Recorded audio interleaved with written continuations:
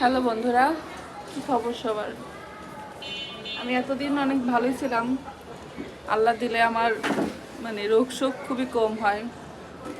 মাইগ্রেনের ব্যথা ছাড়া আর এই দাঁতে ব্যথা ছাড়া আর মাঝে মাঝে ঠান্ডা, এটা ছাড়া আমার খুব একটা আমি অসুস্থ হই না। এর জন্য অনেক ভালো, কারণ বাচ্চা কাচ্চা নিয়ে যখনই অসুস্থ হই তখন আমার শুধু মনে হয় যে আল্লাহ কেন একটা মাকে অসুস্থ করে।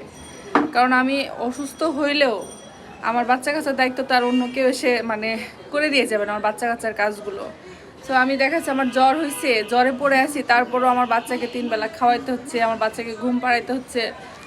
যেখানে মানুষ জ্বরে উঠতেই পারে না সেখানে আমার এতগুলো কাজ করতে হয়। নট অনলি মি, শুধু আমার জন্য না, প্রত্যেকটা মার জন্যই প্রত্যেকটা মাকে এগুলা করতে হয়। তো এর জন্য আলহামদুলিল্লাহ অনেক আল্লাহর কাছে শুকরিয়া যে আমার করোনা সারার পর থেকে আর কখনোভাবে আমার জ্বর আসেনি। তো আজকে একটু ভালো লাগছে।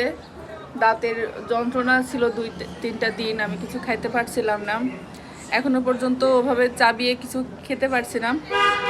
তো একটু একটু মনে হচ্ছে ব্যথাটা কম হচ্ছে। তো কোনো কিছু একটা রোগ হইলে বা অসুস্থ হইলে তখন মনে হয় যে আসলে মানুষের সুস্থতা আল্লাহর দেয়া কত বড় নেয়ামত। তো আমাদের সবাইকে আল্লাহ সুস্থ রাখুক। এই শীতকালে সবাই একটু বেশি সাবধানে থাকবেন, নিজেদেরকে একটু বেশি টেক কেয়ার করবেন, কারণ এই শীতকালে মানুষের রোগ প্রতিরোধ ক্ষমতা অনেক কমে যায়, যার জন্য অল্পতেই মানুষ অসুস্থ হয়ে যায়।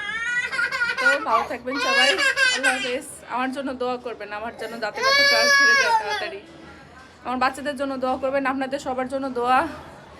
ভালো থাকবেন, আল্লাহ হাফেজ।